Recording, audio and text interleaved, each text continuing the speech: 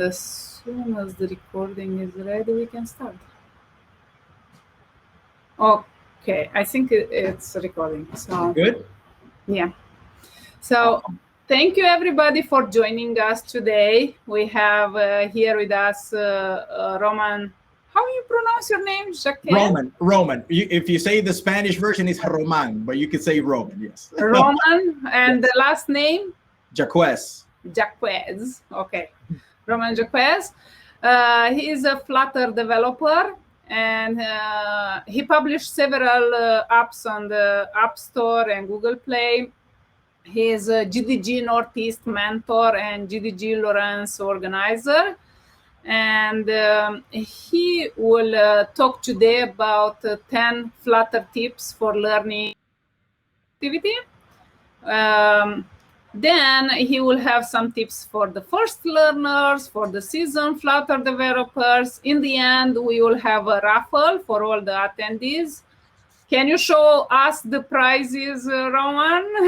Here for the camera. So we'll have a Lenovo clock. We'll have 2 Google Nest, Google Home Minis, and we'll be raffling a couple of Flutter Udemy courses for everybody. So yeah. Nice. That is really nice. Awesome. So without further ado, the floor is yours, and I let our attendees in your good hands. Great. Hi, everybody, and thank you so much for joining. I like I said to Kevin and a few others, I'll make your time worthwhile because I know that some of you are joining a little bit late from where you're joining. So thank you very much for joining this session. This is Flutter Productivity Tips. I'm Roman Jaquez. I'm again a GDG Lawrence organizer. I'm a Flutter developer. I'm proud to have even brought Flutter as a framework into my company. Like they were developing other things. They were using like native applications. Once they found out about Flutter and how I brought it into the company, like everybody was ecstatic. So that's exactly the same type of tips and the same type of experience that I want to share with you guys so that you guys also became productive. Whether you're starting right now or whether you're a seasoned developer, you will definitely take something away from this presentation. So let's get on with it. Let me see some. Okay, perfect. So there you go. So make sure to join the raffle. We're going to be raffling 1 Lenovo clock, like I showed. We're going to be raffling 2 Google Home Minis and 2 Flutter Udemy courses. So again, only the hardware, again, because of the limitations, we're only going to be raffling the hardware for the US-based attendees, but the Udemy courses, 2 Flutter Udemy courses for everybody. So we're going to raffle those 2 among the rest of the attendees. So please make sure to either scan the QR code that you see on your screen, or you can click on the form that is at the top of the chat, or you can even copy that code right there, and then you can go to the form, fill out your name, your email. Again, only the email is just to contact you when you win the prize, and whether you're in the US or not. So please go ahead and join the raffle by filling out that form. Great. I want to show here actually, I think the Slido code is also in there as well. So let's make sure that everybody has it as well. It's in the chat. I will share again the links for everybody because they are at the top. Perfect. I will share them in the chat. Awesome. So let me continue. So again, a little bit about me. I am originally from Dominican Republic. I migrated to the US at an early age. I lived in New York, actually. I don't know if you knew that, Linda, but I lived in New York for like 20 years. I went to college there. I worked there. Then I moved to Massachusetts, and that's where I live right now. But yeah, my journey as a developer, it's been tough, it's been rough, but it's been worthwhile. And in this presentation, I want to show you a couple of my the things that I faced along the way, but mainly to make you productive and so that you don't go through those things at the same time. So make sure to stay tuned.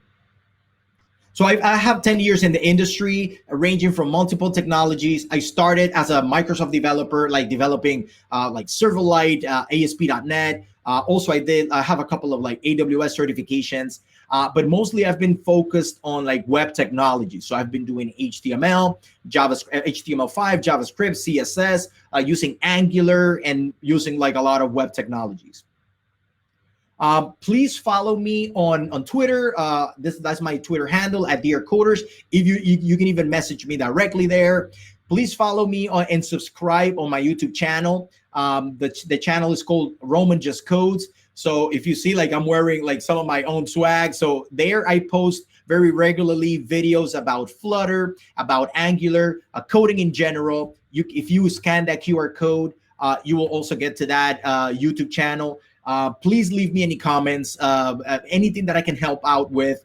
I've also done like some Twitch live streaming. I have a session called Coding After Hours, live coding after hours, because I do it like at night.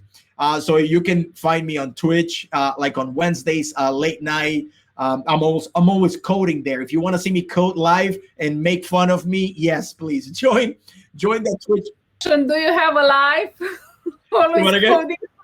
Do you have a live? Only coding? I mean, I do. But yeah, it's a lot of coding, right? It's a lot of coding. So I do the channel, I do the Twitch, my portfolio. So if you go to my portfolio, you see all the things that I've done. But again, it's because I'm really passionate about coding. That's why I call myself Roman Just Code. So please go in there in the YouTube channel, follow me, and leave me any comments. So I would. You got the right title, by the way. Awesome. Thank you. Also, for the people who win and then I ship you the device, I'll send you like some stickers. I have like some stickers from like Roman Just Codes like that. So I have like some stickers of Flutter. I'll send you like some Flutter stickers and all that. So I have a bunch of swag also for you guys. So I definitely appreciate you guys joining. So again, if you're here and you haven't heard about Flutter, I don't know which rock you have been under, but I'm just kidding. Flutter, again, is that Google's proprietary framework for you to develop for all those type of mediums. So you, with one single code base, you're able to develop applications for mobile, embedded, desktop, web, with one single code base using Dart. So that is pretty much Flutter for those of you who may not be familiar with. Again, at the beginning only started for mobile, but then because with the latest version of Flutter 2, now they've expanded their ecosystem, and now they're able to do again one single code base for web, mobile, but also like for Linux, Android, Mac OS, Windows, web, all platforms, all mediums, all different types of permutations. So make sure to give it a chance. And here in this presentation, I'll show you a couple of those tips for you to get started. And if you're already doing it, to make you more productive. So here we go. 10 useful tips for Flutter productivity and learning in this year. So if you're, again, like I said, if you have already started, I'm going to show you a couple of tips that you maybe already know, but I'll just remind you, and you will see that they're very easy and they're like very straightforward, and you should be able to implement it, and it will make you productive, and it will make you even learn faster. So tip number 1, I always mention this: hot reload. Some people may think like, okay, what's hot reload? That little widget, that little dart, the dash that I drew there. I actually had this one, but I didn't want to be, I didn't want to hurt little dash. So I said, no, I'm going to keep this one. So hot reload. Hot reload. What is hot reload? Let me show you exactly what it is. Hot reload is that capability that Flutter has that allows you to inject code in real time, and then you can, it assists you in debugging, fixing bugs, and then it makes you very productive because you can iterate faster while you're developing your application. So what happens is during development, the application runs in a Dart VM. So they kind of like instantiate a little virtual machine in Dart. And then when you make your changes in your code, Flutter, what it does is just replaces the classes in real time. And it does like JIT compilation. So it just in time compilation, it rebuilds the widgets and it repaints the screen. So I'm going to show you here an example on how that all those type of hot reloads work. So we have 3 types: is hot reload, hot restart, and full restart. So the first one is hot reload, and I'm going to show you how that works. So hot reload works just by when you're running your application. In this case, I'm running my application, and then you see like I can click on a button, and then you see that, okay, things are responding, your application is changing state, and then you're like incrementing a number. But let's say you want to change something in real time without having to completely destroy the application and leave this context. You want to just change something and continue working. Let's say you change something in your label. Let's say This label, I'm going to change it to hot reload. You say it says hello. If you save your code and in the command line while the application is running, you press R, you see, now we changed back to hot reload. So pressing R is the regular hot reload. What does it do? It grabs the code of Flutter, the Flutter framework grabs that change, just changes that in place, rebuilds your widget, and then it keeps you exactly in the same spot. So that is hot reload. Let me change it again so you can see. For example, if I say, hello, everyone, I save my code, I press R, you see the change in real time. So that is hot reload. Now, a hot restart is pretty much similar to hot reload, but in this case, you're resetting the whole state. So any state that you may have been maintaining, for example, the state of that number incrementing to 19, that state is going to disappear. Instead of closing the application, all I'll do is just I restart the application, but still keep you exactly where you were, but just erasing the state. In that particular case, what I do is Shift R, that is the hot restart. So if I do Shift R, you see the 19, now you will see it reset. So if I do Shift R, you see it goes back to 0. So that is the hot restart. So there's a difference between hot reload and hot restart. Hot reload, you still maintain the state, but you change things in your UI, while hot restart reloads the state, but still keeps you in the same place. Now, the third version, which is the most destructive one pretty much, is the full restart, in which you have to kill your application completely, and then you have to do Flutter run. I don't know if you guys are seeing the code. I hope you guys are. Let me just zoom it in a little bit.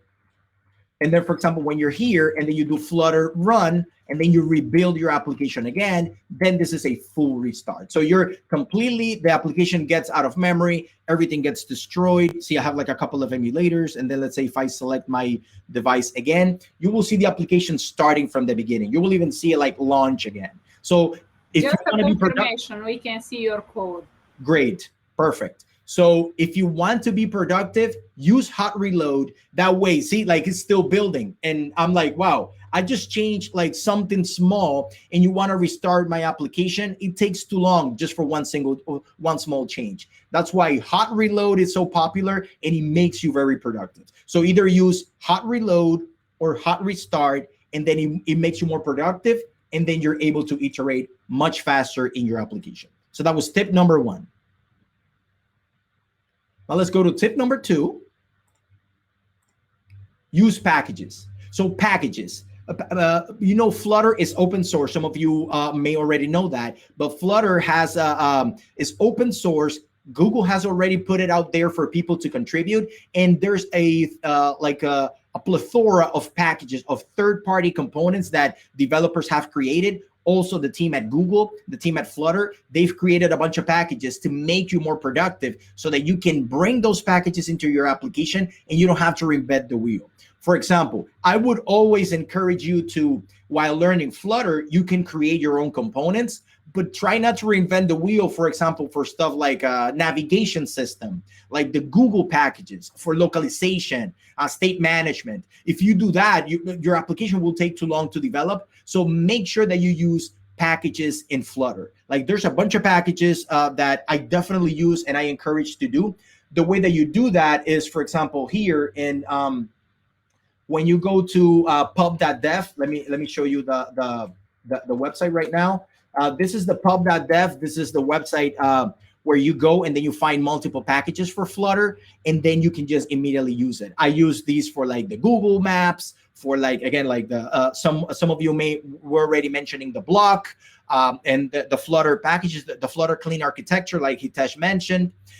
All these packages are here. You can even create your own packages if you want to contribute to the ecosystem. So make sure to use packages so that it makes you productive. But the things that you can create yourself, please go ahead and do it, because that makes you learn, and it makes you like learn the ins and outs of your application and how to create those things. But always, for becoming more productive, try to make use of packages. They're free. There are a lot out there, and you can immediately, very easily, just doing like Flutter pub get, and then you can get that. And just to remember, the way that you install packages in Flutter is in the pubspec.yaml. So the pubspec.yaml is the configuration file that you use to install packages. For example, if I want to add the provider package, I want to introduce like a state management in my application. So I have to, in the pubspec.yaml, you add the name of the package, you add the version of the package. For example, I'm going to use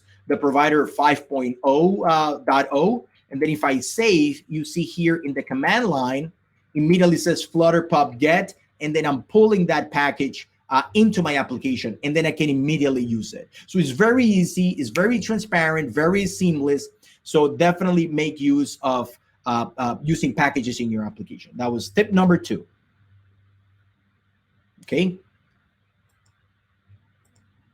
Now, if you can join at slido.com, I'm going to quiz you on a few things if you are able to join. If you go at slido.com with the code 302456, I'm going to start the quiz, and then I'm going to quiz you on a few things, like just to see, you know, where you guys are paying attention, and then you're there.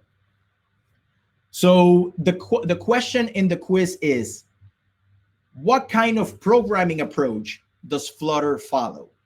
You saw me like doing a little bit of coding in there. You saw me like how it does it. Does anybody know what is the type of programming approach that Flutter follow? Is it the declarative approach or the imperative approach? Please join at slido.com with the code 302456, and then you get on the actions. And then you tell me what you think the programming approach that Flutter follows. You may hear things about declarative or imperative, or like, for example, like some other programming languages, the way they do it, but which one does Flutter follow? Perfect. So we have someone already add the declarative approach. Now, I'll just give you like a couple of seconds for those of you who may want to still join. But I see that one already said the declarative approach. Let's see what you think about whether declarative or imperative. It's your choice. So yeah, just join at slido.com with that code. And then if you just provide your answer, and then you tell me what it is. So at this point, we've had already 7 people answer that. So if you say that the declarative approach it is correct. So Flutter, the voting is closed. It said that it's closed? Yeah, that's okay. Maybe I just went. Yeah, it got closed because I already went with this answer. So I'll keep it a little longer later. But yeah, thank you for that clarification, Linda. So yeah, so the programming approach that Flutter follows is declarative, and let me show you exactly what I mean. So for those of you who already know, very good, but the declarative approach means Flutter, what it does, instead of being imperative, meaning like, okay, I will type exactly what I want you to do and how I want it to be done, you actually give it this configuration. So the widgets that you create in here in Dart, you're actually providing like a configuration, like a declaration of what you want your widget to be. Remember, the widgets are immutable, meaning they don't change. Every time you want to do even the smallest change to a widget, you have to rebuild the widget. So that's exactly why you have to pass the whole state. So when you pass the declaration of what you want your widget to be, this is a declarative programming style. Swift UI follows now that same of style. Also, Android switch now to Jetpack Compose. Some of you may have already heard of Jetpack Compose. So Jetpack Compose is actually following the same approach as well. Before, it was just like doing Java, like saying like, oh, set the text of this thing, or do this thing, execute this method, change the label of this text, this imperative. Here I'm saying, I want a scaffold with a center widget that looks like this, and this is my style. You do it. And then that's exactly what it means, a declarative approach. So I'm glad that you guys participated. Let's continue with the tips. So thank you very much for your input on this. Tip number 3, use icon fonts. Some of you like to add, for example, like fonts to your application or images to your application. I definitely encourage using icon fonts. As opposed to bringing a bunch of images to your application, which makes it very bloated, you can use icon fonts, and in one single file, you can solve all your icon needs. Let me show you how that works. for example, here in, I can show you here, for example, like you have at your disposal, you have a bunch of icons that you can use as part of Google inside of your application for free. And then let's say in my code, for example, if I want to use that, let me show you. Like here, for example, you see like the button that I created here, I added like an icon. So this icon is like that image that is there. Instead of bringing like a PNG or like an SVG or like a very heavy image like an SVG or something like that, you can create icon fonts because you can leverage the fact that icon fonts are vector based. They're very sharp, makes your application very very clean, very sharp, very sharp looking. And then you can just, in one single file, you can just bring like a bunch of fonts. Let me show you one of the services that I use for creating like my own icon fonts. Let's say in these fonts, in these icon fonts, I can find one that I definitely want to use in my application. So the way that I do is I actually create my own fonts. So here is one tool that I use, like Adobe XD. And then this is one application that I was developing, but I wanted these icons to be part of the icons in the application. Instead of generating separate images, what I did was I created my own icon font. The way to do it is you create multiple images as SVGs. Then you use a service, for example, like Fontastic or like Icomoon, and then you can create your own fonts. Here, for example, like if I log into my account in here, for example, like in Fontastic, I'm going to show you exactly those same icons. So you just drag your SVGs into a service like Fontastic, and they generate an icon font for you. For example, let me show you. I have like a bunch in here. See, like I have these ones right here. So I created these icons for me, and then I was able to download it as a single file. For example, here, if I go publish, and then I say, okay, download me those 8 icons. Instead of being 8 separate images that may be heavy and then they're separate, I have to manage like multiple images. Instead, let me show you this. If you open one of these fonts, look at, for example, the size of the font is 4 kilobytes. 4 kilobytes, and I have 8 images in there that I can scale and shrink as my heart's content, and I will still keep the image very sharp. So I definitely encourage you to use icon fonts as much as you can, because see, in one single file is just 4 kilobytes, you can bring a bunch of images into your application. And that way you don't have to bring like multiple images. You make your application a very thin, very small footprint, and your icons look like super sharp. So tip number 3 was using icon fonts.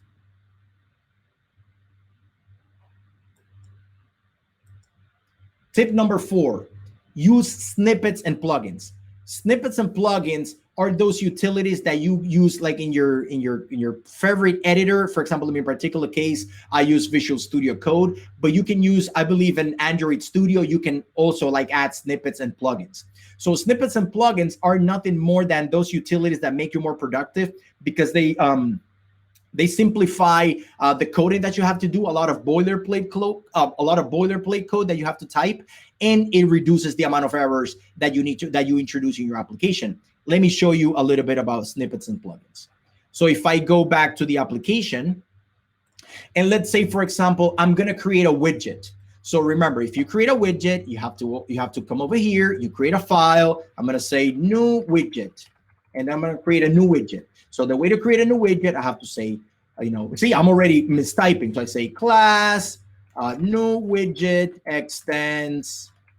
Let's say I'm going to make a stateless widget, for example. And remember, the difference between the stateless widgets and the stateful widget is just how you maintain state. And stateless widget is just a widget that gets rendered and doesn't maintain any state.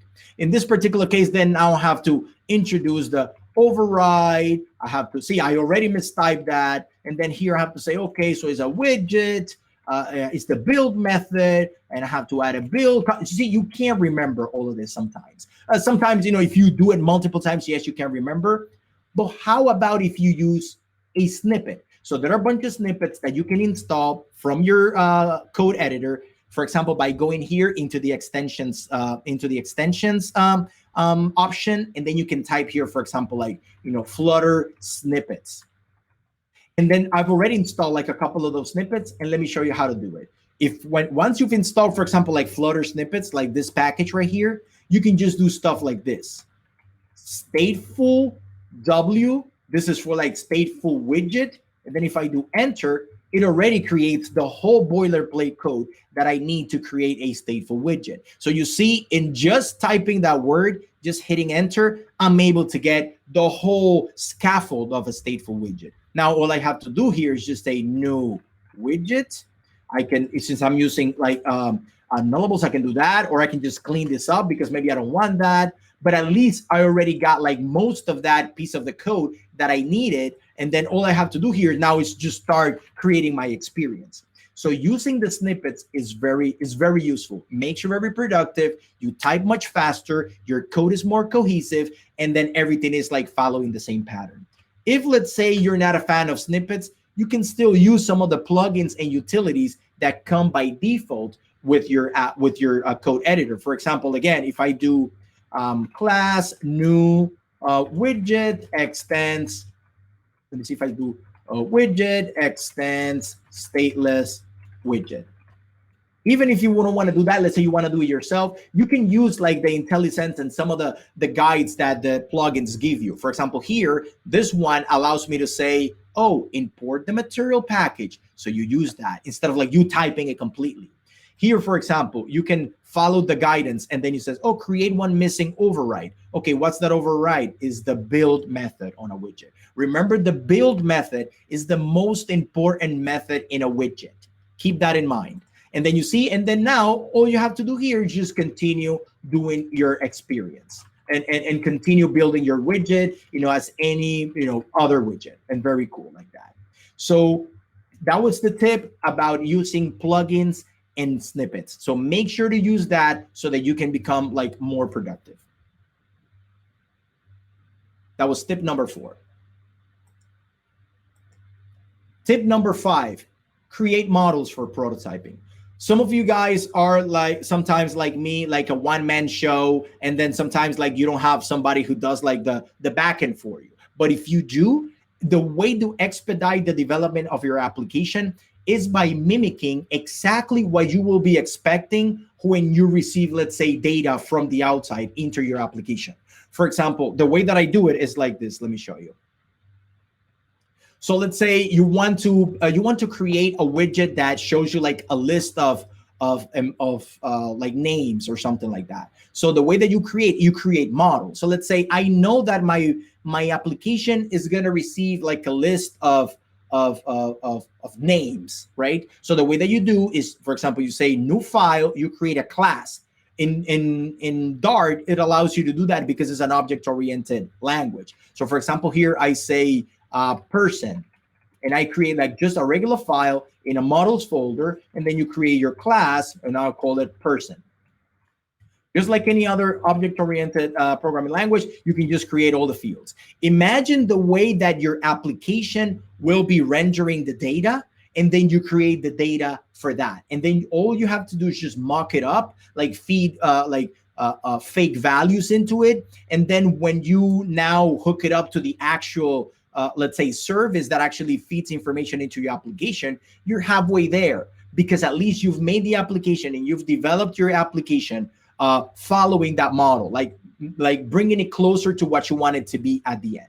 Let's say I'm going to add like a name, and then I'm going to add like an age, for example, something like that. And then you create a constructor, very simple. This is like straightforward stuff. Like you do a name, and then you do like an age, for example, like you add like a, default values for this. And for age, actually, let's make it like an integer instead of a int, of course. And then here I'll just do like, whatever, like a default values. Now you create your model. Now you can then say, okay, so my application is going to be receiving a person object from a backend, whether it's built in Python or Node.js or whatever. So when you build it like this, as opposed to like hard coding the values into your application, now you make your application a lot more already configurable. Like already, it's not, you don't have like hard coded values into it, and all you have to do is just switch from feeding data that is hard coded to data that comes from, let's say, the network. And then all you have to do is just, for example, in this particular case, let's say I'm gonna, like here, for example, like in my main application, I'm gonna create like a little widget that receives like a person. For example, you see, remember this new widget? Let's say I'm gonna have a container that shows me, for example, like a person. So I'm gonna have here a child that takes like a text, and then the input, let's say the input to this widget will be a person. So I'll do like new widget, and in the constructor of this widget, I'm gonna pass a person, like a person object. You see, so I'm already creating my application with the expectation that I'm gonna be receiving a model in the future while someone is developing like the backend for this application, and I don't have like hard-coded stuff in this application, right? So if you do something like that, or like make it nullable, like the way that we want to do it now, like using like non-nullable applications. And then in this particular case, all I just say is this dot person dot name, like that. You see, I'm not hard coding anything, and then here I'll just do like the string, for example, like that.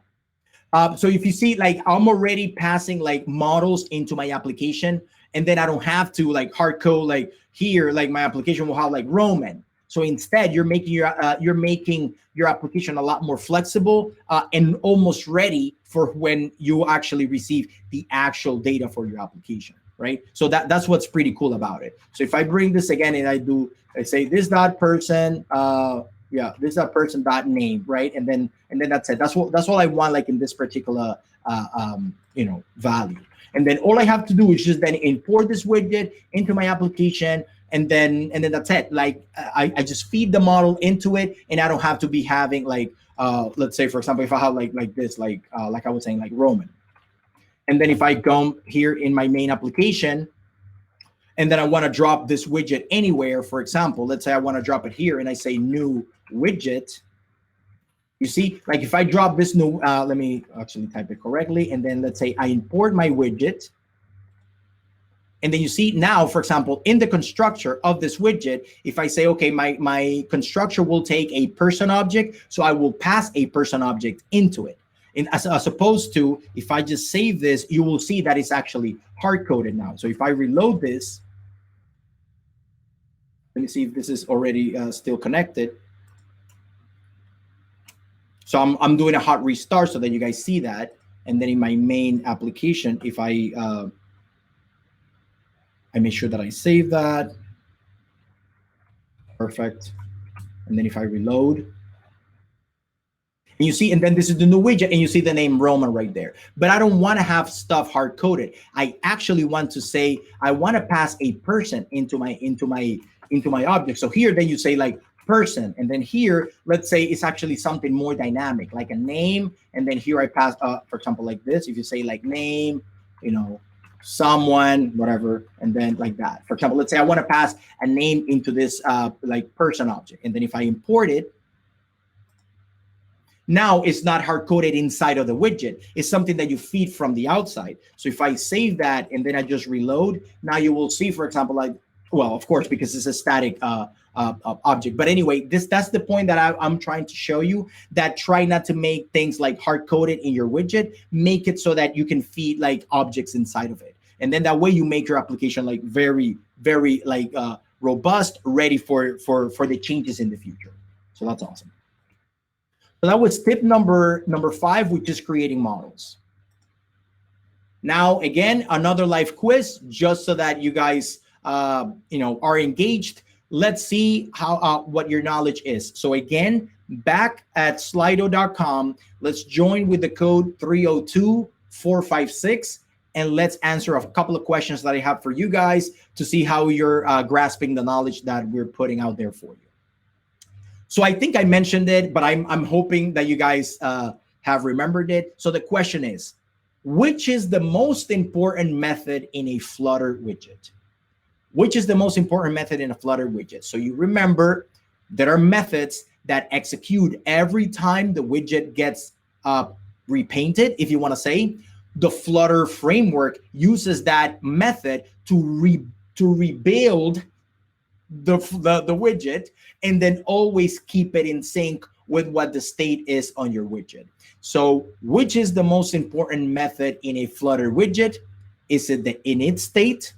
Is it the build method? Or is it the constructor? I showed you also like how in the constructor you can pass data. It's an important method. Is it the most important method in a Flutter widget? You be the judge of that. Join at slido.com with the code 302456 and drop your answer there. So I'm going to give you just a couple more seconds for that, so that you guys engage and follow the conversation and let us know what you think about what's the most important method in a Flutter widget. So I like the fact that a lot of people are on point. You guys already on top of your game. You know some of these concepts already. So I'm glad that a lot of you guys are very familiar with this. So I'm going to proceed now with the next. So I see that a lot of people are saying the build method. No one has says the init state or the constructor. So let's verify that. I'll give you a couple more seconds so that then we can verify what the question is, what the answer is of this question. I think we're good. So I'm going to proceed and say, of course, is the build method. The build method is the most important method in the widget. Remember that every time, every change that you make in a widget, the build method gets rebuilt. Gets called, and then if your widget gets rebuilt, it is always important to keep your widgets small so that the amount of changes do not propagate from the hierarchy, and then they rebuild like the whole page. If one change is only concentrated, for example, in that widget that I created, the new widget that I created, all the changes concentrate only on that single widget. That's how you do it, as opposed to having like a huge build method with a bunch of widgets. And if one single change happens in there, the whole page gets rebuilt. Make sure to keep your widgets small as opposed to larger build methods. When you see like a bunch of lines in a build method, it's time to break your widgets into smaller widgets. So I'm glad that everybody is on point. The build method is the most important method in the widget. The next question, what is the first method that executes when a Flutter app starts up? So some of you already saw some of the code that I put in there. Some of you may be familiar with this. There are a couple of methods that actually start up, but which is the very first method that executes when a Flutter application starts up? Some people say, yes, I've seen a couple of those methods. There are methods that actually render, there are methods that initialize things, but in the application as a whole, which is the first method that executes when a Flutter application starts up? Is it the main method? Is it the run app method? Or is it the build method? Which of the three methods is the one that executes when a Flutter app starts up? So I'm going to give you a couple of seconds for that. Please join at slido.com with the code 302456 and just drop your question in there. What's the first method that executes when a Flutter app starts up? Is it the main method, run app, or build method? So going once, going twice. So it's actually a lot of people said the run app method. This was a trick question. Sorry guys, is the main method. I'm going to show you now. The run app method is actually inside of the main method, but the main method is the first method that executes overall in the whole application. So those of you who said main method, you're correct. Some of you who said the run app method, that's actually the second one after the main method. So let me show you the code. As you know, if you go to the main method, to the main.dart, the main method is the first method. That was a trick question. Yeah, you could have said, yeah, it's the run app, but it's the main method. The main method is the one that executes first for the whole application, because here is where the whole application goes in. Then it does run app, then it runs your main application widget. In my particular case, my app is the main application widget. Remember, everything in Flutter is a widget, even the application. So the main method executes, starts things up, allocates memory for it, and then it goes ahead and then creates the first widget. So the main method is the first method that executes. So great effort, guys. Let's proceed. Tip number 6, one widget does one thing and one thing only. Exactly what I just said earlier. So your widgets need to be small, need to be contained. You can probably even say like it follows the solid principle, like, you know, it has to be, for example, like we mentioned dependency injection. We mentioned single responsibility principle. Try to make your widgets small and encapsulated so that they do only one single thing. They don't do too many things. So for example, let's say if you want to create your page that has like a bottom bar and then it has like a header, or it has like a complex set of widgets in between, try not to keep that, like I said, within one single build method. You break up those widgets and then you make them into separate ones. That way each widget maintains its own life cycle, and then the rendering and the execution of that widget is only concentrated within that widget. For example, in my particular case, for example, let's say if I go back out to the application, let me show you. And then let's say you see it says like, hello everyone, reload. We created already like that little widget that says like I created like a new widget. But let's say I want to create like a bottom bar widget. Instead of you can start, for example, like doing the coding here, but once you're satisfied with your widget, then you can take it out.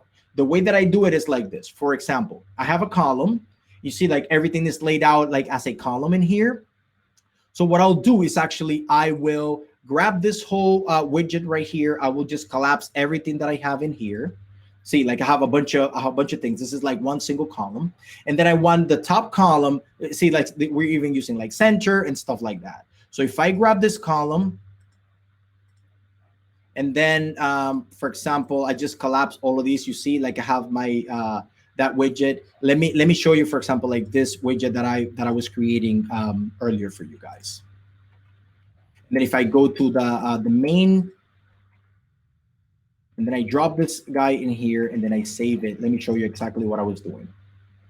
I will just reload the application. I'm sorry. Let me close it again.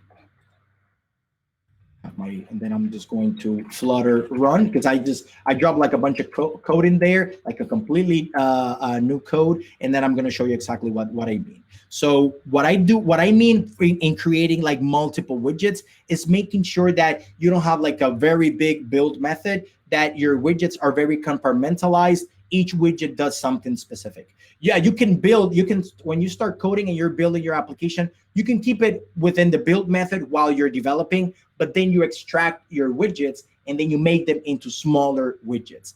That way each widget, like I said, they maintain their own life cycle, and then that way they don't become like too big. Whenever something changes, instead of rebuilding the whole thing, only that single widget rebuilds. So while this builds and finishes up, I can go and show you like some of the next steps, because this may take a little bit, so I can proceed with the next one. But again, the point that I wanted to make was make your widgets small and make sure that they're encapsulated and they have all of that. Let me see if at least this runs real quick.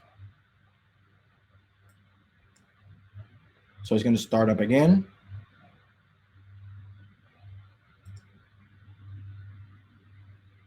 There you go. So I was creating like a small bottom bar. So you see, I have it all within the build method. And you see, like I have here, what I created was a container. And you see like the bottom bar right here is like a navigation bar. So the only thing that I created was just a container with a row of widgets. So I created like a container. It had a row of widgets in here. But you see, even this whole thing that I consider the bottom bar is actually inside of the build method, inside of the whole scaffold. I need to actually extract that widget into a separate widget, because the bottom bar widget shouldn't be part of the whole like the body. It should be like a separate widget. So the way to do that is you extract your widget the way that I'm going to do it right now. So you can, for example, like grab this whole container, cut it out, and then I'm going to call it my bottom bar, for example. You go to your widgets and you create a separate file. So you could do a new file. I'm going to call it my bottom bar.dart. Here you create then a class like I always do. So I do my bottom bar extends, stateless widget. And then, for example, again, the same thing that I was showing you before, you can either use like one of the snippets, or you can just use it like this. I kind of like to do that because sometimes it gives you like a lot of other boilerplate code that you may not be interested on. And then, for example, here, I just export my container. and then that's it. You see, I just copied exactly that chunk of code. I put it into a separate widget, and then you see only that build method concentrates only on that bottom bar. If I save my file now, I come back to the main, and I just import my new widget that I just created. I save, I rebuild. If you see the application, there is no change whatsoever. Why? Because there shouldn't be any changes. I extracted that widget, but I made it into its own thing. Now I can even say, no, I don't want the bottom bar. I want something else. If I just completely comment it out and reload it, you will see that that bottom bar will just go away like you just saw. So you see the bottom bar now is a completely different widget, maintains its own life cycle. I can even do logic to show it or hide it, and it's not part of the whole build method. So that is the point of making your widgets smaller. So one widget does one thing and one thing only. So make sure to always keep that in mind. That was tip number 6. Let's continue moving forward. Again, the whole key, the key to Flutter, to understanding Flutter truly, is knowing that everything in Flutter is a widget. That's what you need to keep in mind. Those of you starting right now, put that in your mind. Everything in Flutter is a widget. Repeat. Well, right now we're not live, but anyway, next time when we have a live session, I'll do it. But I say repeat. Everything in Flutter is a widget. Repeat it to yourself. Everything in Flutter is a widget. That's it. Well, not everything, because like 90% of the things in Flutter are widgets, but not everything, but 90%, because all the other things are like utility widgets, things that don't render anything on the screen. And then you have things, for example, like again, like the state management widgets, like the provider widget, widgets that perform animations, stream builder, stuff like that, timers. There's a bunch of things, a bunch of utilities and a bunch of components that look like a widget, but they don't render anything. But if you go by that mantra, yes, you're gonna it's gonna solve most of your cases. So keep in your mind, everything is a widget, but not everything. But you can say yes, everything is a widget, because at least other things facilitate those widgets to happen. Also, another thing that I wanted to mention to some of you is making sure how Flutter builds the UIs. This is another thing that those of you who are new, or even those of you who are experienced, need to have that clear in your brain. How does Flutter build the UIs? Why there's so much hype around Flutter? Why is it so fast and so cool? Because it maintains 3 trees, like 3 trees in memory, literally. It has the widget tree, the element tree, and the render tree. So the widget tree is a tree that holds the widgets, like the configuration, the things that we are writing. What you're writing and you're typing in the build method, that little widget that you say return, that is a configuration, that is a widget. That is immutable, that never changes. Every time you want to do something new and you want to do like a small change, you have to pass a new configuration, a new widget, because widgets are mutable. They don't change. You have to pass a new one. The element tree is actually what keeps the glue between something that gets configured and whatever gets rendered on the screen. People say that an element is the life cycle, meaning when you pass a widget, the element tree is the instantiation of that widget. If you pass it a button, you will get a button element object. But the widget is not the object. The widget is just the configuration. It's you telling Flutter framework, can you create this for me and paint it on the screen? That's what the element tree does. Like, it makes the connection between a widget and then the render tree. And then the render tree is what you then see on the screen. Is what handles layout, handles painting every pixel on the screen. That's the render tree. So the element tree is the glue between the widget and the render. If there is for example, like a widget of type button, and then the element tree says, okay, let me draw a button on the screen. I'll create a button element object and a button render object. Now, if you pass a text widget, and then it's exactly where that button was, if you replace it by a text widget, the element tree says, wait, there was a button widget here. So why is it a text widget? Okay, so there's now no button widget anymore. Let me remove it. So you see, every time you do that, the render tree acts upon whatever you send it. Either it changes just the little values that you send it. For example, let's say you pass a button and then it creates a render object button. If you pass a button and you just change the color, the element tree says render. Do you have a button render object? Yes. Okay. So don't destroy yourself. Just change the color, because you don't have to recreate yourself, because that's how it makes it very efficient. It only recreates. It only repaints what changes. It doesn't repaint the whole thing unless you want it to. So that's why it keeps like those three trees: the widget tree, which is the configuration, the element tree, which actually does the coordination, and the render tree, which actually paints it. So make sure to always keep those three trees in mind. Tip number 7, test on physical devices. If you see here, like I have a bunch of devices, yes, you have to have a personal device to test it on. Yes, it is cool that you have emulators, or you test it on the web, or you test it on the Android emulator or the iOS emulator, but this is what you ultimately need to test it on if you want your experience to reach your users. You don't want your applications to reach your users without you first testing it on a physical device. So that's why my tip to you is try to get like a low end device, like an Android device. All of these devices, the way that I got them was like $20 at like Black Friday on Best Buy, or like I got it from someone who was like a hand-me-down or something like that. Even the good thing about Flutter is that Flutter runs even on low-end phones like this. I even have like a Amazon tablet that only cost me like $40.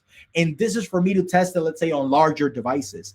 Yes, I do have like other devices like my iPhone and whatnot, but if you want to test on like your application truly, don't just rely on the emulator. You have to test it on physical devices.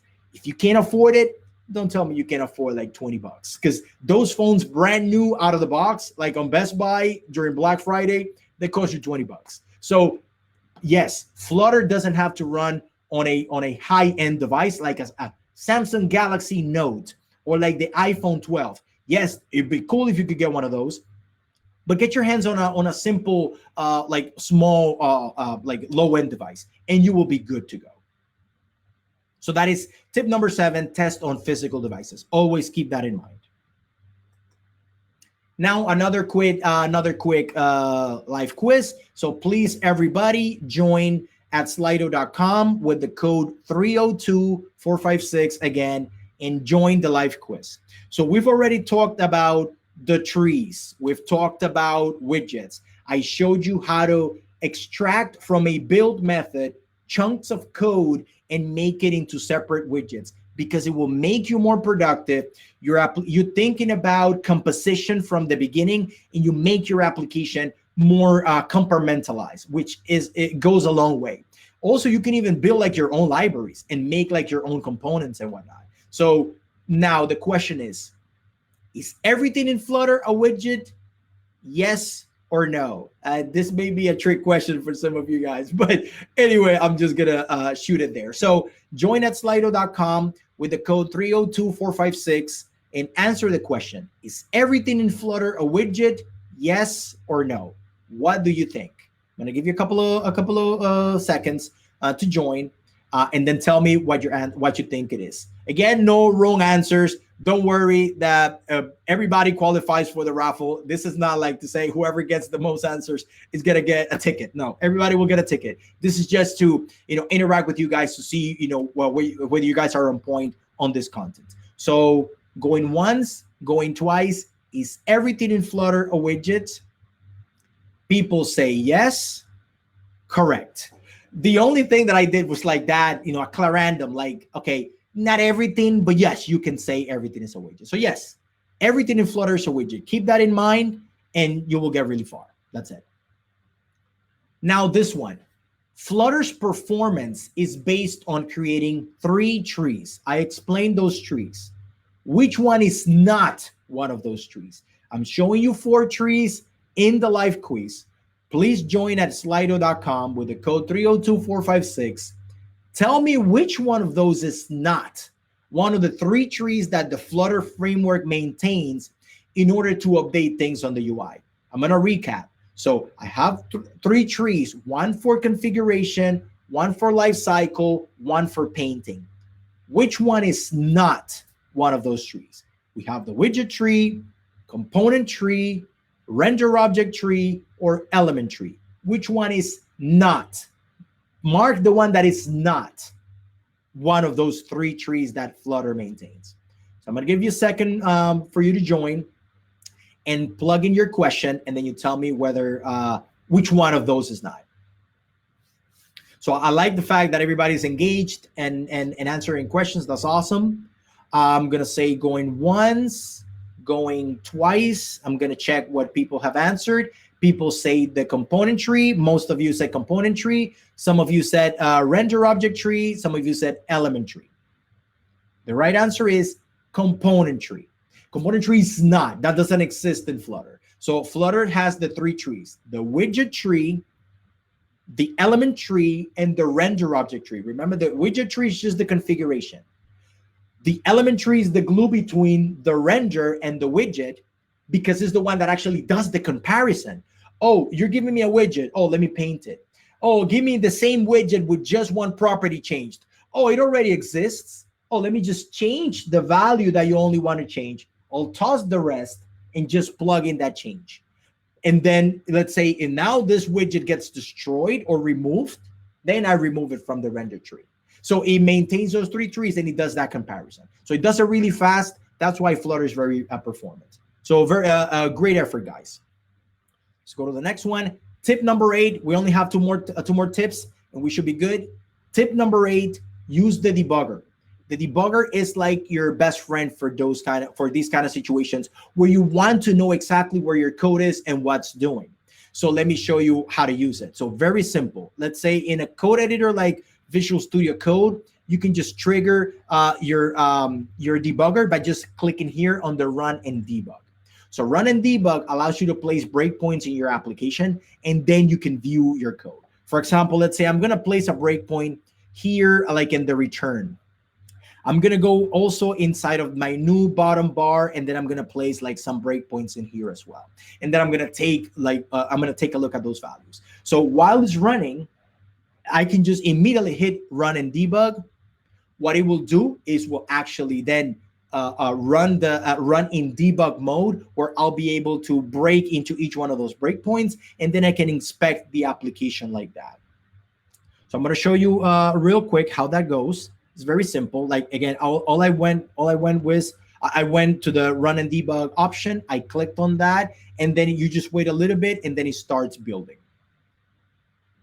And then that's it. Then after that, once it hits the breakpoints, then you're able to inspect the values. You can take a look. You can even do inspect those values, like evaluate those values at runtime, and you can take a look at, okay, so what's the problem here? Why is this application failing? Why is this widget maybe not rendering correctly? So you can do it like that. So if this takes too long, maybe I can kill it, but at least I just wanted to prove the point that you can use the debugger for debugging your code by just hitting on the Run and Debug, and then you just place a couple of breakpoints in your application, and then you're all set. That's it. Here, for example, also like gives you like opening the DevTools. That's the next thing that I'm going to show you. Opening the DevTools widget inspector page. So Flutter offers this utility, which is a web-based utility that you can actually do further debugging into your application. Let me show you real quick. If you click here, well, it says, okay, the session is not ready yet, but it will in a minute. When it does that, what it will do is actually will open a browser window. Imagine you're developing native applications, but it opens a browser window where you can actually tap into your application, and then you can see like the values. You can actually even highlight some of the components, and you can debug your application much quicker. So let's see how this fares. I'm gonna try it again one more time, and then if not, I can just try one more time. Let's see. Because I think it's because maybe I'm projecting also, like it's a little bit slow right now. But yeah, I definitely encourage you to use the debugger and use those options for you to debug using the Flutter developer tools on the web. I wish you would have seen that. It's pretty cool. It pops up a browser window, and then you can even like inspect the items in your application. It's super cool. So definitely encourage it. I strongly because it helps you very well to see how things get rendered, where things are laid out. You see, I think it's gonna pop up now. No, I think it just died for me.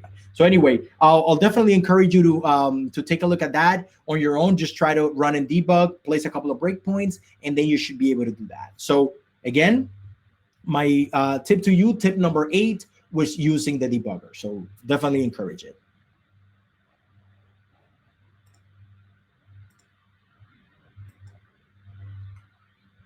Went a little bit ahead. So that was tip number 8, use the debugger. Now, tip number 9, start simple and small. This is more like I was mentioning earlier, more like an advice to you guys. So make sure that whenever you're building your application, some of you already expressed some ideas of architecting the application, creating a very good foundation. Yes, that's all good. You can start your application and make it robust from the beginning, but always make sure that there's someone already out there kind of like waiting for your applications to be published, to see your creations, that you want to solve maybe a problem or something like that. Make sure to not make your application like too big from the beginning.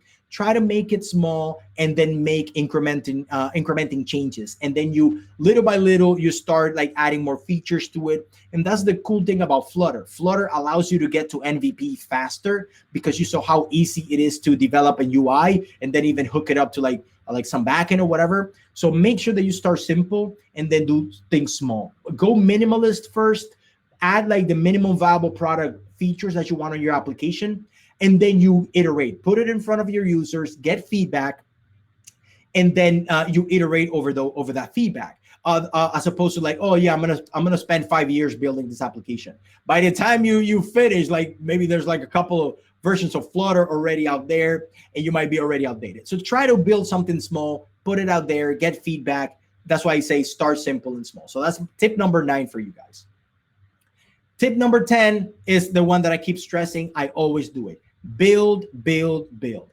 Always be like in that mode, building applications, focusing on creating UIs, focus on learning the widgets like I was showing you, create your applications, build like UIs, extract those chunks of code, make them into smaller widgets. Focus on on those inner workings. Don't try to like cover too much on the Flutter ecosystem. Just start creating UIs. That way you get familiar with the way that the Flutter framework works, how widgets get built, like I was showing you. You start typing, create layouts like I was showing you. So building is the key to becoming more proficient and becoming building that expertise in Flutter. It's not just like, okay, yeah, let's start adding this framework or this or that. No, it's building simple applications, building the layouts, learning how Flutter works. That is the way to go. Remember why I say that? Because Flutter gives you so much flexibility. You own every pixel on the screen. Flutter allows you to do that because in such a short period of time, myself, I've been able to publish applications in record time, where before, I don't know, maybe some of you have done that, but I've done I've maintained like 3 code bases, like Android, iOS, and Windows. I was doing Windows Phone development. And then I kept three different code bases. So the beauty of Flutter is that you can paint every pixel on the screen.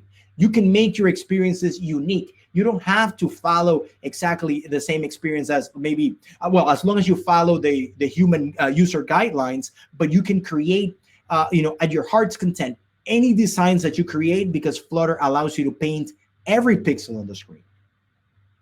How do you get started? Okay, so then again, of course, you download the Flutter SDKs. For those of you who are starting right now, you use the Flutter SDKs, and you need a physical device like I mentioned. So it's very easy to start. There's a lot of documentation out there.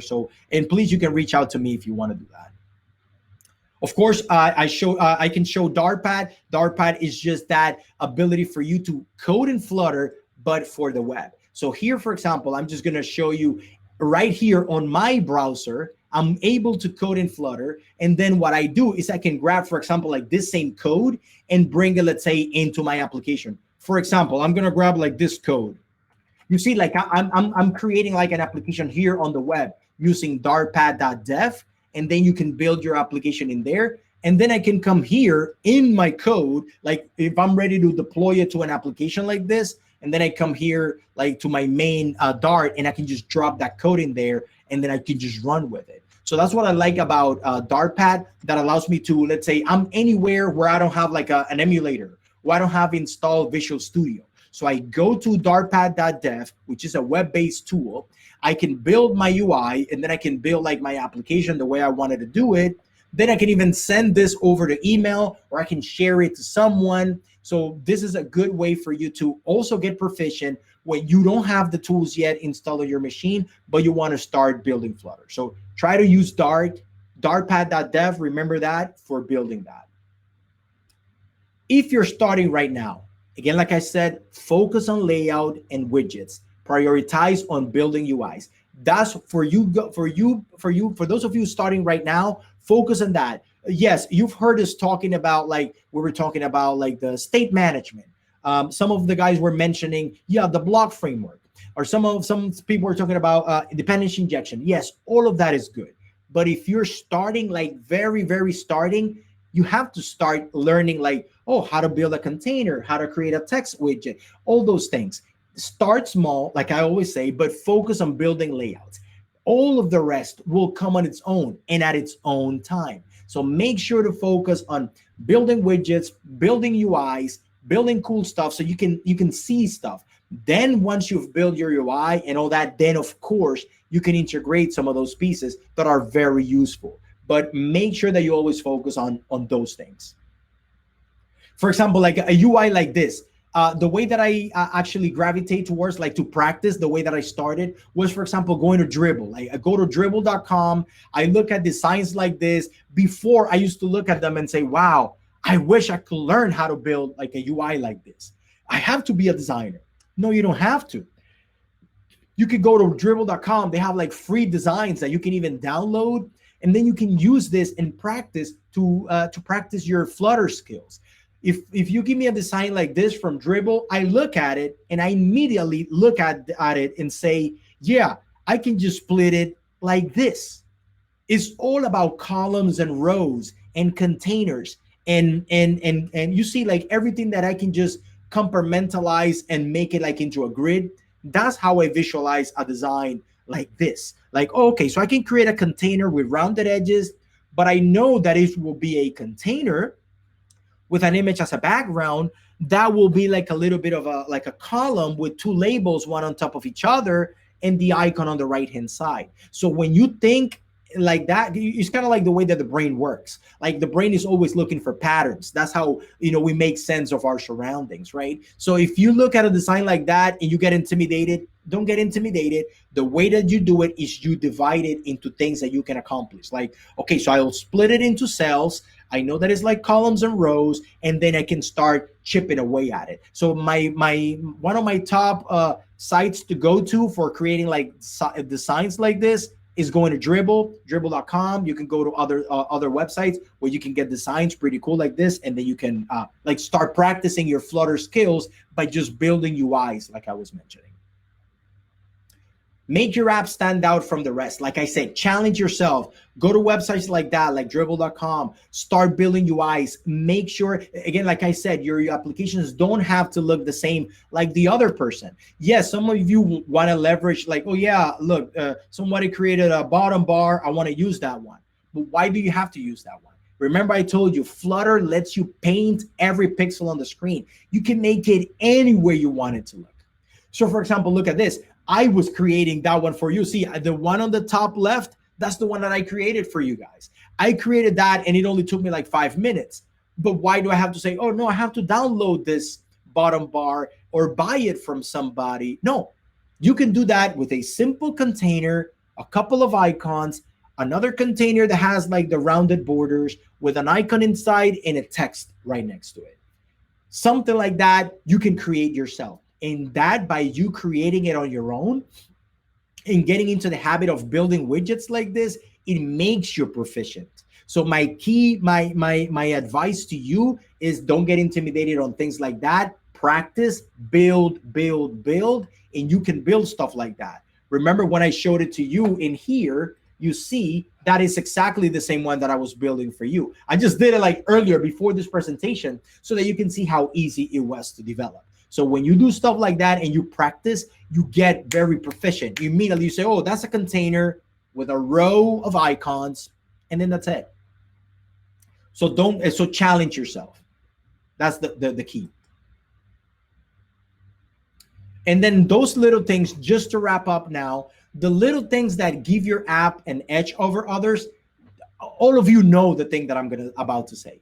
It's just that maybe some people don't want to say yeah, I know that, but I may not have time to do that right now because I need to implement a backend service, or I need to do the blog pattern. But I don't have time for that. That's why at the end you're like, oh man, my application looks like crap. I definitely wanted maybe to invest more time in that. There are little things that you can do that go a long way in making your application pretty cool and stand from the rest. The aesthetics of your application.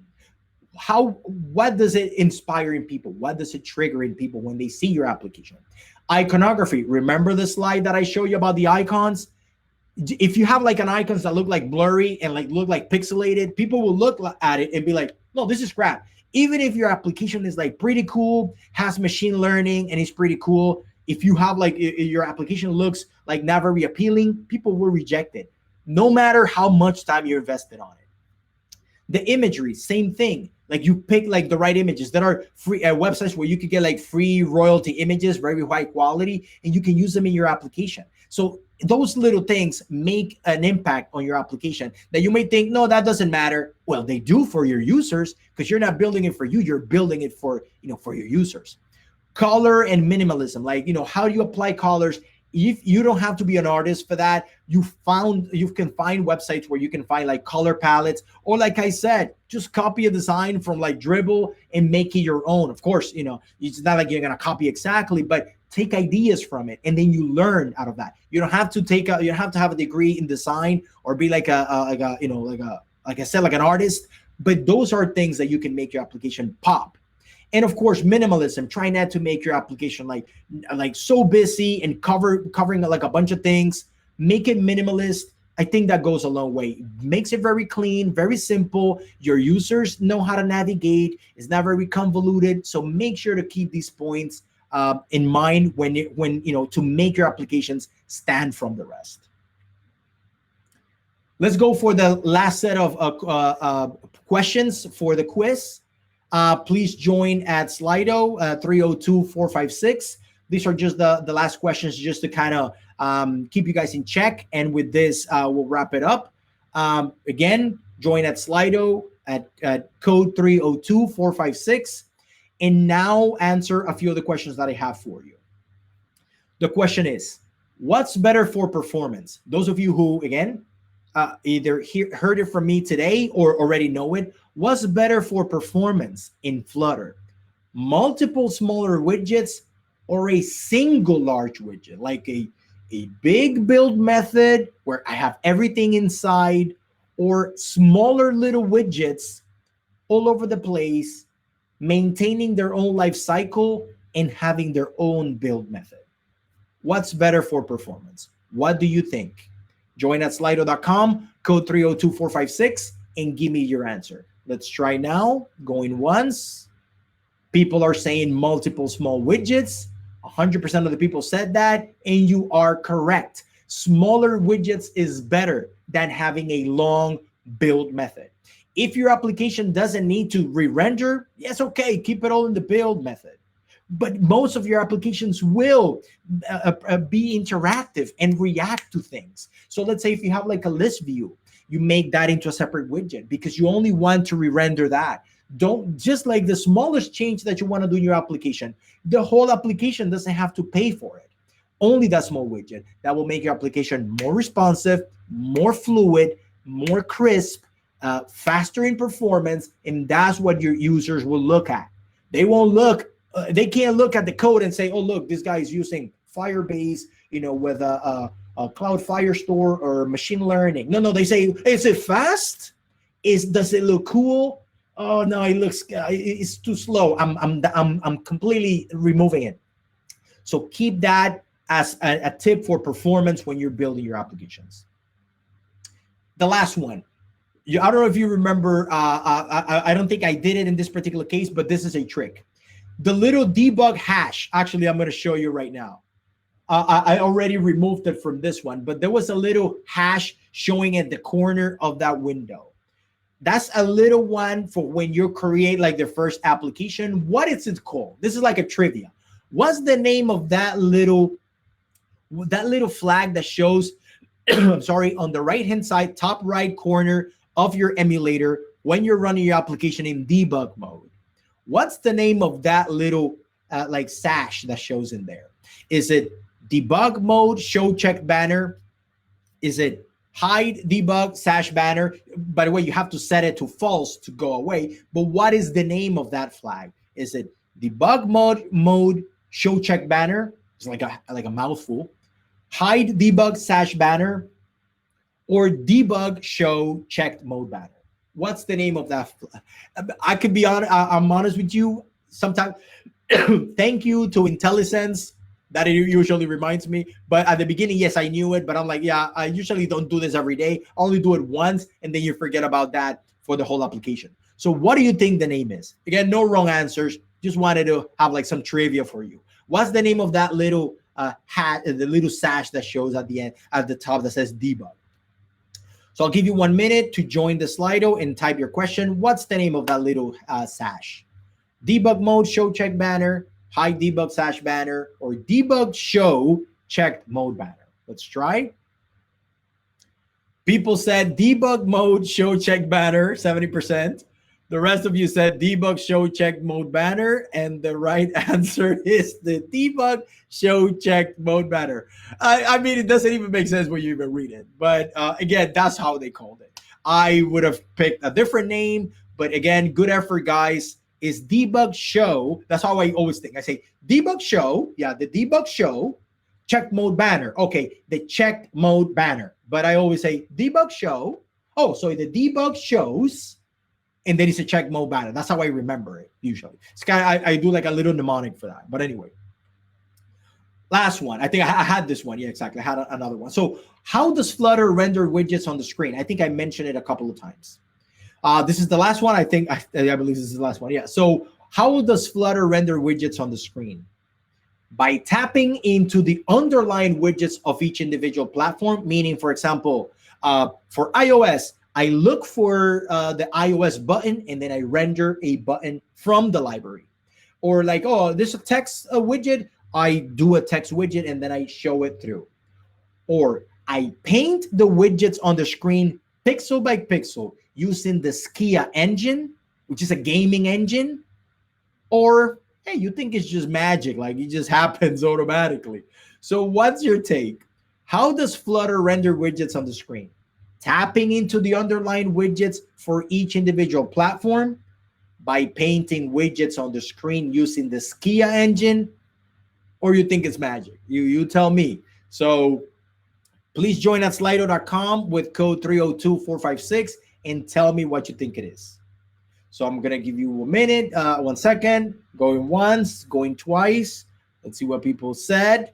People said, but okay, I'm glad people still believe in magic. That's awesome. So yeah, so you tap into their underlying widgets of each individual platform, or you paint. Most of you said by painting widgets on the screen using the Skia engine. And yes, I love magic too. Unfortunately, it's not that. The Flutter engine paints every single pixel on the screen. You see, like the button, it's actually every single pixel that gets painted. You see the little, let's say the toggle button is painted. It's not a control. It's actually painted. The buttons, the text widgets, everything is painted on the screen. Not like I'm going to iOS, grab a text widget the way that iOS does it, and then I'm going to show you like a text widget or like a button. No, it paints everything. It's using like a graphics engine for that, using the Skia engine. So I'm glad that, great effort, guys. Most of you said that. That's awesome. And that's it. I think, yeah, this is like the leaderboard, but again, it doesn't mean anything. It's just like, I just wanted to show you that a lot of people answer. So great for you guys that actually answered. Congrats, Diana. Yeah, it says that, you were the one who actually got all the top ones. Just to wrap up, again, these are some resources. I may be sharing this, whether in the Slack or maybe to you guys. You can reach out to me directly. I can even hand you these slides myself. You can go to my you can follow me on Twitter. I can even post them there. Please go to Flutter Dev to find out more about Flutter. Pub Dev to actually get the packages in there. Flutter Cookbook is a great resource for those of you learning and wanting to know how to do things. Flutter Cookbook is great. Also, you can do the Flutter Widget of the Week, the YouTube series. And of course, I have my own channel only dedicated to Flutter called Building Beautiful UIs in Flutter. And I have like a 12-part series in there that you can learn a lot from. So please follow me and subscribe to that channel. And with that, thank you so much, guys. Any questions aside from, yeah, that was just a simple one. Aside from any questions that we did through that, do you have any questions for me that I may want to answer to you before we go to the raffle and wrap it up? I think there are big questions in Slido. I don't know if you answered already them. Oh, I'll go right now to the Slido. There's Diana said, what's the best CI/CD tool for Flutter? So Flutter, I for example, the way that in my company have a CI/CD pipeline established for that, we use the Azure DevOps CI/CD for that, but we only have it for Android. You can set it up very easily where your code, as soon as you check in your code, we use like Visual Studio Code and use like GitHub. When we check in our code, we set up like a CI/CD pipeline that actually builds like and compiles and even releases the version of Android. So Azure DevOps is a good one. I think which is the framework that has like a good CI/CD pipeline for iOS as well. But for Flutter, I've only experienced it only for Android. So I would definitely gravitate to something like Azure DevOps. Some people say maybe like Jenkins or maybe some of those familiar products. But I've done it the way that it's set up in my company is only for the Android application. But thank you for your question there. What's the best way to migrate existing native apps to Flutter? Very good question also. So the way to do it is you can either do it little by little. Like, for example, like your native application, you can incorporate even like a single page in Flutter. You can do that. Let's say your native application, you want to add more features. You can add pieces of Flutter in there. While maybe in parallel, you can then, for example, like leverage some of the things that you developed in your native application, and then you rewrite your application like completely in Flutter. But if you want to transition slowly to Flutter, you can actually even components of your native application can be developed in Flutter, and it can be integrated into your native. Like they coexist side by side. You can have like all your pages in your native framework, your native application, and the new pages that you're adding in Flutter. Or then if you definitely, of course, have the bandwidth, my best suggestion, of course, is to say to rewrite it. But if you don't have the manpower to do that, that's the best way to go. Like you can even migrate little by little to Flutter by integrating pieces of Flutter into your native application. So that's a very good question, and I can even follow up on that if possible. And Mohammed says, how can I add the icon fonts into my Flutter project? I can show you right now, right here. Look, so the way to add the icons in your Flutter project, after you download, let's say your TTF file, and let me show you. I think I have it here. So for example, here, look, I have my folder with the fonts. You can create like in here, you can create like a folder called like assets. That's the way to like the best way to do it. You have a folder for like assets, and you can create like another folder for your fonts. That's kind of like the structure that you do. And then inside of your font, you drag your font. Let's say the TTF that I created, which is only 4 kilobytes. I drag it in there into my fonts folder. You go to the pubspec.yaml, and there is a specific section for adding custom fonts in here. There it is. So look, so if you want to add the custom font that I created called Roman Just Codes font, I can come over here and say fonts. You say family.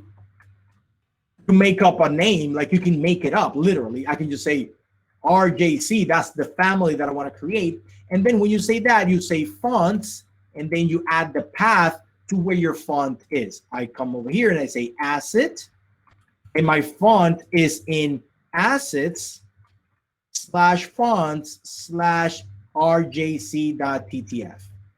You save it. And after you do that, all you have to do is just refer to your family, to the font family in your widget, and you're done. Like you can use literally like each one of those characters that I have in the art in the font, or you can create like your own wrapper class. Like some people create like a wrapper class, and then each one of the characters of your font is like a like a variable. For example, like here you see like you create like this character, or character A is like one icon, character B is another icon, and so on and so forth. But the way to install your custom fonts in Flutter is via the pubspec.yaml and then adding it to your project physically like that. Thank you very much for that question. Definitely encourage you to use icon fonts in your application.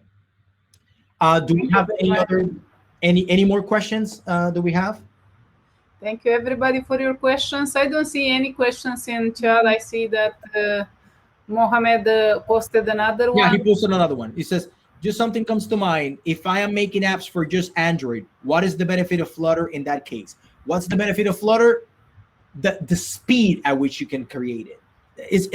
I've developed applications in Android, core Android. It's not as fast as Flutter. Like Flutter allows me to do that. And then imagine if you make up your mind and if you say, I'm gonna release it just for Flutter. And then your code base, your user base says, oh, you let's say you do some studies and you say, okay, a lot of people now are gravitating to, they're asking me for iOS. What are you gonna do? You're gonna have to find somebody who does iOS, and then you have to restart the application again and build it again. So instead of just saying, let me just build it for iOS and it's done. So if you even want to do Android, you can do core Android and it's just native Android. But if you do just Android with Flutter, you will see how fast it is. I've even compared the two. I've built applications for Android in Android Studio, just for Android, and just for Android in Flutter. Flutter is much quicker to develop. I'm in like in the customer's hands much quicker. And then when they say, yes, we want an iOS, all I have to say is, now let's build it for iOS. And then I'm done. So I encourage you to give it a chance. And you won't come back, literally. So Thank great you so questions, much. guys. I love all the questions.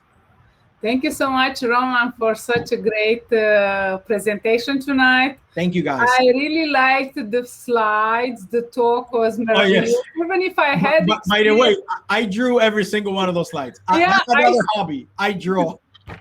Actually, I want to talk with you about this. Yes, I drew a few more also for this presentation. So I'm glad you guys liked it. I really enjoyed and I learned a few things. Even if I had knowledge with Flutter, I still learn stuff, and I think that everybody else learn go away tonight with some learnings from you. If everybody already filled out the form for the raffle, if you can prepare the raffle, and also if you provide me with the slides, I will send a follow-up email as usually I do with the pictures, video, all the links of the meeting. So who participated today, look out in a day or two. Today I'm really busy, but by the end of the week you will have this follow-up email with all the links. Perfect. needed. So making sure did everybody put their names in the form? I'm gonna put the wheel of names now, so to get the names out of the raffle. So again, good luck to everybody. Thank you so much, everybody, for joining. This was a great experience. You guys were very interactive. I love all those, all the answers and whatnot. So I'm glad that you guys enjoyed it as well. So I can't now just give everybody a minute. I think we're still good. Is that good? You're still good, Linda? Yeah, you will run the raffle. I don't have Yes, I access. mean like on time, like we're still good. Yeah. Okay, perfect. So I'm gonna run the list of names on the wheel of names. I'm gonna show it right now. I'm gonna share my screen. Let me escape out of this guy. Okay. And please allow us some time for the prizes to contact you. You know, we Yes, have even our jobs, daily that's jobs. right. So we will make sure by the end of the week to contact you, and in a week or two to have the prizes sent out. So don't worry, we don't forget you. You will Yes. get everything. just, So let just me we know, have guys, some if you. time sometimes, not like Roman, just code. That's awesome. So look, I have everybody in here. So again, good luck to everybody. Yes, What do we'll we reach out. raffle first? What are we gonna raffle? Of course, the Can you show Lenovo us? clock. So we're gonna raffle the clock first. For actually, yes, for those of you who are, I'm gonna do for the people who marked that. I'm sorry. For those of you who marked that you are in the US, I'm gonna raffle those first for you. For everybody else, we're gonna do the 2 Udemy courses. So let me actually grab first the people who are in the US first. Let me filter that out. Just give me a second. Mhm.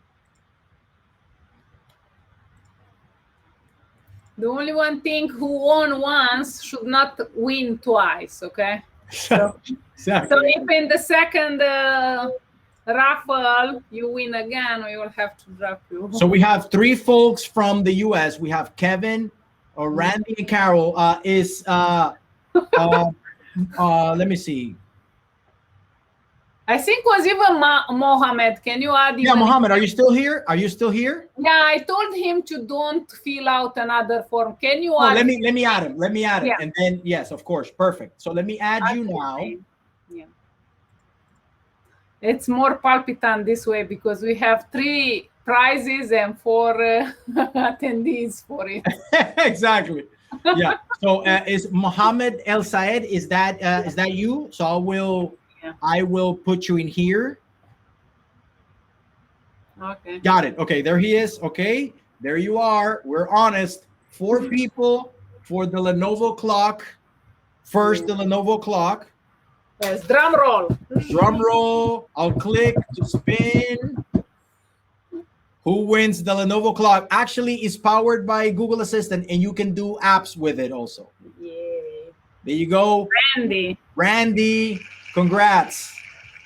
We'll reach out to you and ship it over to you. You enjoy it. It's a very nice device. You can keep it next to you. You can even build Flutter apps for it. Believe me. And Awesome. show to us.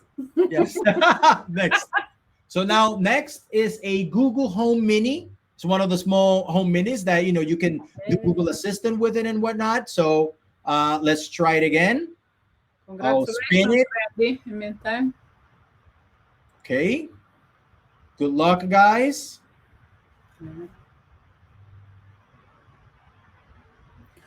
Oh, Mohammed, there you go. Mohammed. There you go. You go home with a Google Home Mini. We'll make sure to ship it to the address that you provide to us.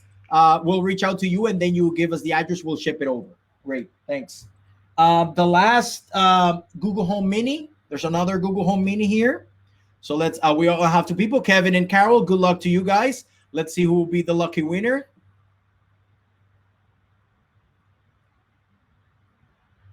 Okay. Kevin, good luck, man. Congratulations. Congrats, Kevin. Awesome. Okay. Now Udemy. the Udemy. Okay. Carol, you stay there because you're part of the others. Okay. So now we're gonna be raffling 2. Udemy courses. Okay.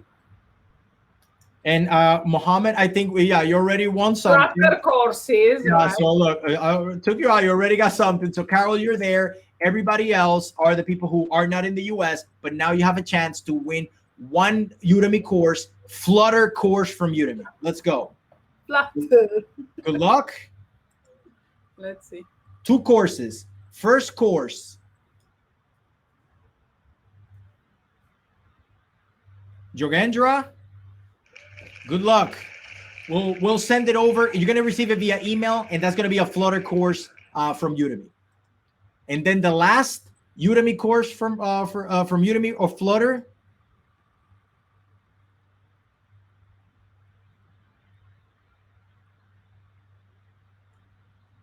Hitesh, good luck. Congratulations, Congrats. everybody. Congrats. So you're going to be receiving it via email in due time. So give us a little bit of chance to get those to you. But again, as a wrap up, thank you very much, guys, for attending. Linda, thank you so much for inviting me. You're a godsend. You're amazing. Thank you, everyone, for making this happen. Awesome. I hope so. You will come back with other tips and tricks and beautiful drawings. And I would really appreciate if you come back. I think that everybody, as I see in the chat, really enjoy it. Ooh, thank you. And you know what? You gave me the idea, Linda. For those of you, this is like a prime, news. I'm coming up with a workshop, online workshop, like build your own Flutter app. So we can do like interactive sessions. You're gonna be coding, and then you're gonna be able to build like a full application. So we're putting that together. So stay tuned. We're coming up with that. We'll let you know when that's ready. So yes, stay tuned for more things coming our way. Thank you, everybody. We really appreciate the beautiful words in the chat. I think everybody really enjoyed. Thanks. Awesome. Yeah, thank you. Thank you so much, everyone. So much for attending. You guys are amazing. Have a good night, everybody. Thank you so much. Thank you, everyone. Bye. I will turn off the recording. Thank you so much. Hey, no, good stuff.